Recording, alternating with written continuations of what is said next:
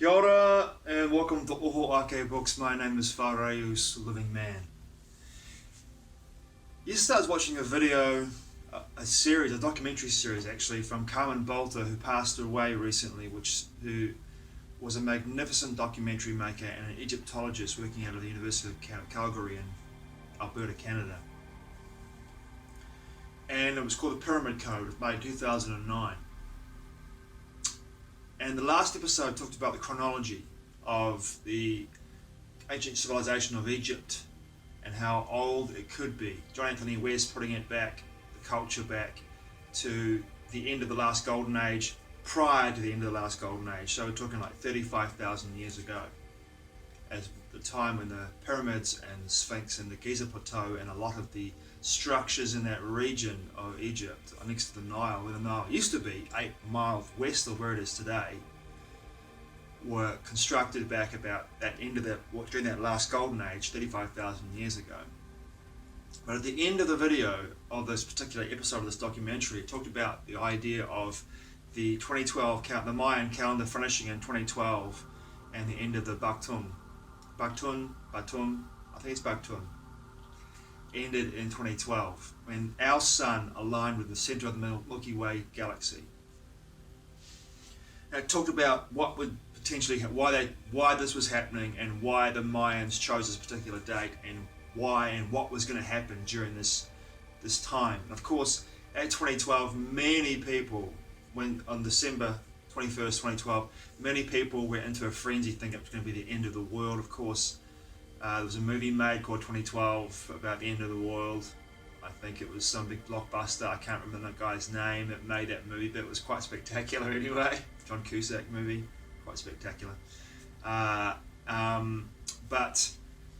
for me last night, a penny dropped in regards to what was happening at 2012 and what happened at 2012 and what's happened since then. And my personal perspective on this event now, looking back on it and where we are today, is that when our sun aligned with the middle of the Milky Way galaxy, there was an energetic shift.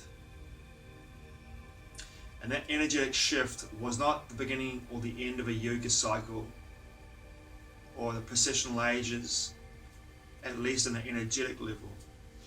My feeling it was, and is today, that this was an opportunity energetically for consciousness to evolve in a way that it would take it to a less dense form in regards to where it incarnated into on this earthly plane and in this dimension. As the density of this dimension became lighter and lighter, I mean this would be incremental over thousands of years before we get into another golden age. We're just coming out of an iron age, out of the yuga cycle of an iron age, a dark age. So this restriction and control that we feel in this time, this darkness, this lack of information or knowledge available to consciousness in this level of existence, will begin to slowly be picked apart by energetic influxes from the center of the galaxy, the central sun of the Milky Way galaxy, as information would be coming through in the form of light, permeating all of creation in this galaxy. Slowly but surely, this light, this information would permeate into all forms of creation and begin to pick apart its density. Now, as this was going on, the powers that be knew that they wanted to remain in control of the Dark Age and keep the planet, keep the consciousness that was incarnating into bodies in this density in heavy, dense vibration. And the only way to really do that is to focus on utilizing technology, dense vibrational energies, fear, guilt, shame, sadness, sorrow, anger, and harness those energies, and also harness through the use of technology to get into the human body, the physical living man, living woman body, and find a way to bring a denser, more heavy energy into that body through technology to keep it firmly grounded in the Iron Age.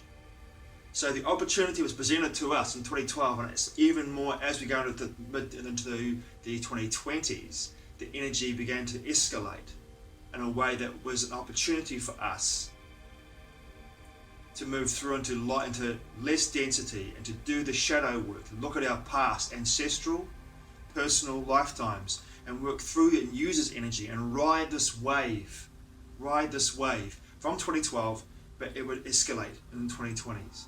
Ride the wave to a place where we could move out of this density, away from this game that the powers that be want to play, into a lighter, less dense, vibrational matrix, moving from the heart rather than the head or the gut.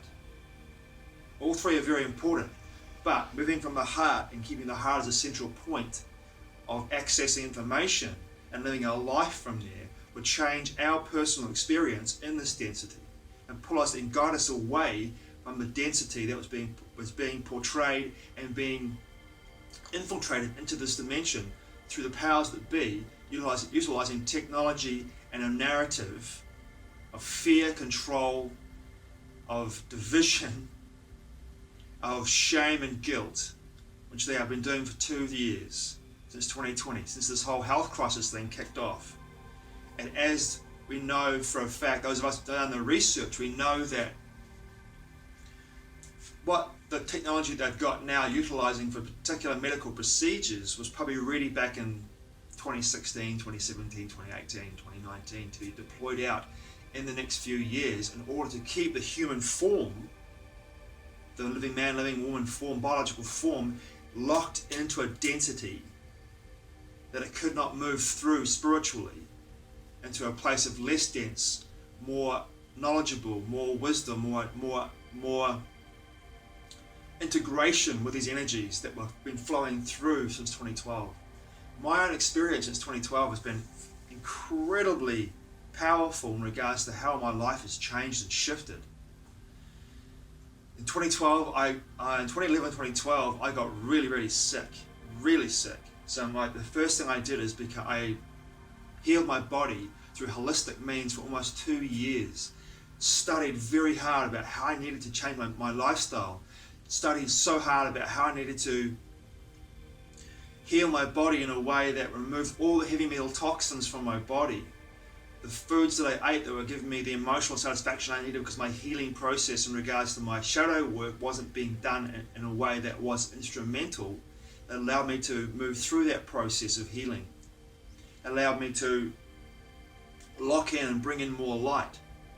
By doing that, I changed my entire lifestyle. I got to a point in 2016, 2015, I met somebody, met a beautiful woman at a festival called Illuminate, where I began to realize that the way I've been living my life up until that point was no longer resonating with the person that I wanted to be in regards to my personal integrity, the human being that I wanted to be. I use the word human in a way that I mean that you can relate to, but to me, living man, living woman in the common law sense, because under God's creation, whatever you want to call God, whatever you think God is, to me, God is a God force. It's the force, the cosmic glue that binds everything. It's this energetic consciousness that has no form, but it is deeply accepting. It is love. It is humor. It is intelligence. It is compassion. It is empathy. So in my use of the word human, I relate to that in regards to the form, so you can understand where I'm coming from, because sometimes using the word living man, living woman can be a little bit odd, but in the common law sense, under God's creation, we are all living men and living women, and that gives us the power, the jurisdiction over the corporations, over the public. It's a rabbit hole I don't want to go down in right now, but back to the energetic sense of what I'm talking about. So for me, the shift came in 2012, 2011, my health. That was the first thing. Get my health right, get my body right, so I can lock in these energetic frequencies that are coming in. I began to do that. Then get my head right, get my heart right, do the wounding, look into the shadow that I needed to look into in regards to my deep wounding, my deep trauma. Feel safe in connection with people, feel safe in my being, feel like I'm never abandoned, never again. I'm not never going to abandon myself. I love my body, my being, and I look after my body now. I treat it well. I put only good food into it, good thoughts, good feelings. But I am having an experience as a living man in this body, so I'm still swayed to emotions and feelings from my own personal patterns that I go through, my beliefs that are still with me from my subconscious that I'm still working through in regards to shadow work, so that fluctuates. But get my heart right was the most important thing I felt. So in that process from 2012 to 2022, I've been in the stage where I've been moving through this energetic matrix, bringing energy in, shifting, changing, aligning, trusting. And this is the opportunity that's come in since 2020, I think, that a lot of people haven't grasped. They've bought into this narrative and they've gone into mass formation due to the nature of buying into the narrative globally on this health crisis, and what it means to people, how it's bringing fear into their lives and division and separation, how they've bought into a medical procedure that is anchoring in their bodies into a denser vibrational matrix and not allowing them to feed is not the right word, but to have the integrative light of this energy that's moving from the central sun in our galaxy infiltrate, integrate, assimilate with their physical beings, their light bodies, their etheric bodies, their astral bodies, and allowing them to shift and align and to feel this sense of trust and deep surrender to this energy, and know that this energy has come in to assist them to evolve and to become less dense, not necessarily in this lifetime, but in the next lifetime potentially, but to instigate a great deep healing on a level that is well beyond our wildest imagination. And I do feel this, that at this time it is so necessary in 2022 and moving forward from here, it is so necessary to understand this personally, to understand this. Anyone else, if you choose to hear what I'm saying, you resonate with what I'm saying, brilliant. But for me, I do feel this. I do feel this energetic influx that has come in since 2012 is so important to simply trust, to get my heart rid of all fear, no dense vibrations in my body at all, not hold them, have no space for these in my body. Fear is a place in everyone's life. You know, if I was being chased by a bear that was hungry, sure, I'm going to be afraid, and that fear would help me run off as fast as I possibly could so I don't get scoffed by a bear. You know what I mean? But in my life, my everyday life, what is there to fear? I'm not afraid of death. There is no death. My consciousness has existed through multi-levels of existence. I have multidimensional cells existing at the same time I'm existing here in this physical body. I'm everywhere. I'm part of everything that ever has been and ever will be. I'm never going to die. I'm an eternal being, having a human, living man experience in this density. It's the biggest fear of all most people have, is a fear of death. I'm not afraid of dying. There is no death.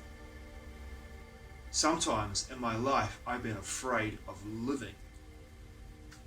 That's the real truth that I think a lot of people have in their lives. They're afraid of living. But having no fear, clearing it out, clearing your heart so that your heart is full of love and acceptance, surrendering and trusting that the universe, that this creative energy, this creative intelligence, this powerful, beautiful, humorous intelligence that moves through all of creation has your back, and surrendering to the flow. Yesterday I was at Otaki Forks, next to a beautiful bend in the river. I was watching the water flow down towards the ocean. I was reminded of the Taoists, how they observed nature.